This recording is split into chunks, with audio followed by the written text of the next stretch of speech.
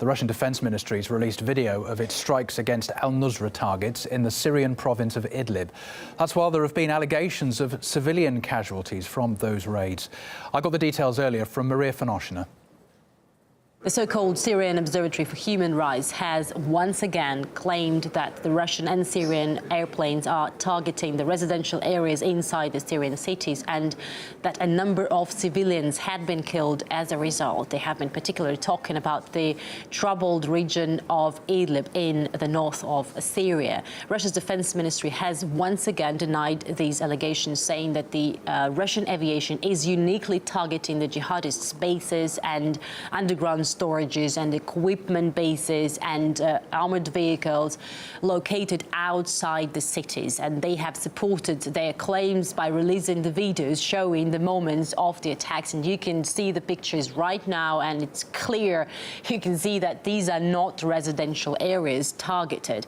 The Russian Defense Ministry has also added that all the attacks always follow a detailed research over the situation on the ground, and they also have information that these particular bases could be involved in the attack on the Russian military police in Syria last week. You remember 3 policemen then were seriously injured, and that was a very serious situation. But the Russian and Syrian military have launched a counter-operation, and the jihadists have been stopped. Now, the Syrian Observatory for Human Rights, it's been the go-to place for a lot of news outlets, hasn't it? And they've made these kind of allegations before. That's not for the first time that we hear such allegations from the Syrian Observatory for Human Rights, and I believe not the last time.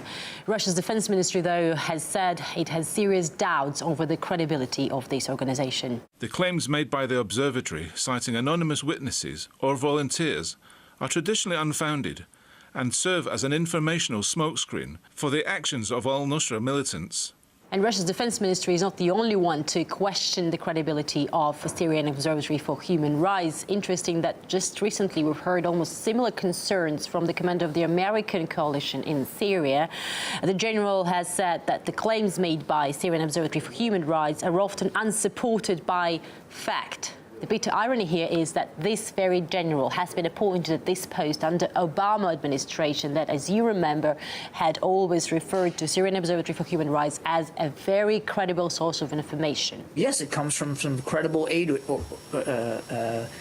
agencies like the World Health Organization, like Doctors Without Borders, like the Syrian Observatory for Human Rights. We have earlier been able to speak to the head of Syrian Observatory for Human Rights. As you know, this is an organization based in London, so far away from Syria, and there are not many people involved in the research. And he told us he hasn't been to Syria since the year 2000. We are under attack simply because we tell the truth about what's going on in Syria. Apparently, nobody wants to hear the truth. Do you know these people working in Syria, hundreds you say personally? You mentioned money just now. Political standing naturally plays a certain role too. People may have totally different interests. Can you really trust all of them? I know all of the activists working for the Syrian Observatory for Human Rights. You keep saying that you know all these people personally. When was the last time you went to Syria? The last time I was in Syria was in 2000.